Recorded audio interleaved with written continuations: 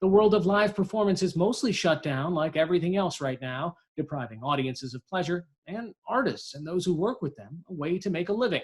NewsHour Weekend's Christopher Booker spoke with a number of performers and executives about how the music industry is responding to the coronavirus pandemic. Okay.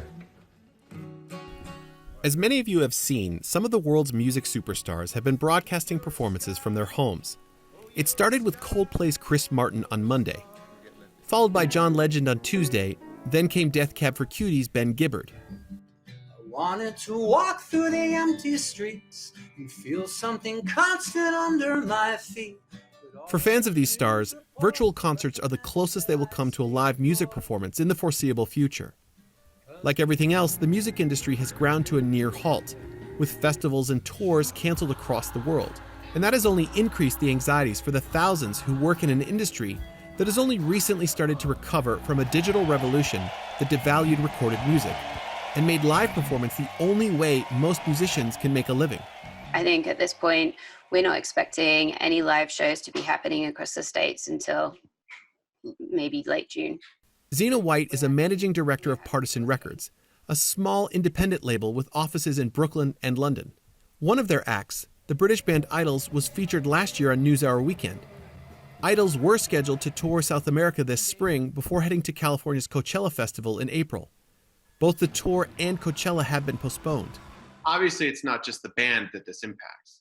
Yeah, I mean, I think Idols they actually have been, as of this year, touring with a crew of, I think, up to 10 people on the bigger shows. So you have to think about that. Those are usually freelancers that ultimately they've got wives, families, husbands, people back home to take care of. So there is definitely a knock-on effect. Since the beginning of the coronavirus outbreak, Billboard magazine has been keeping a running list of the dramatic downturn in live performances. Everyone from the Rolling Stones to Alanis Morissette have either canceled or postponed their concerts. But for some, it started even before the coronavirus arrived in the United States. We were supposed to go to China in April, and then other parts of Korea and Japan as well, so other parts of Southeast Asia. And then, that got canceled quite a while ago, though. So, Singer-composer Mac DeMarco says the Chinese cancellation was just the beginning. We've had to cancel a couple other things, too. I've had a lot of friends cancel shows. DeMarco worries about the impact on less well-known acts, especially after the cancellation of more festivals, including Austin's South by Southwest. There were 2,000 musical acts scheduled to perform this year, and the festival has already laid off a third of its workforce.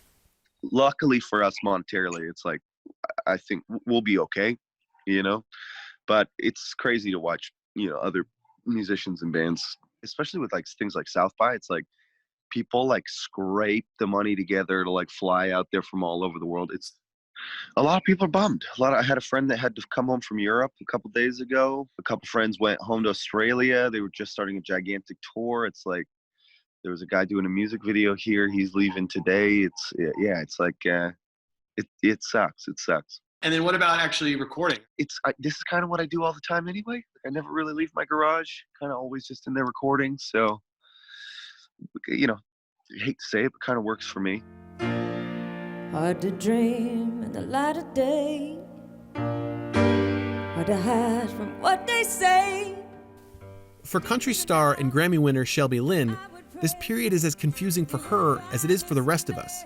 I guess we're going to have to wait. We're going to have to wait and see. I don't think anybody knows what the hell we're going to do right now. Her new album, titled simply Shelby Lynn, is slated for release on April 17th, but she's not sure when she'll be able to hit the road and promote it. From an economics perspective, when you're managing and thinking of your year, how much of a disruption is this for you? I mean, I can't sit around and worry about things I can't control, and I think it's just a time for us to be reflective and maybe look at things a little differently. Instead of having somewhere to run around and be all crazy all the time, maybe we're supposed to just chill. And I know deep in my heart.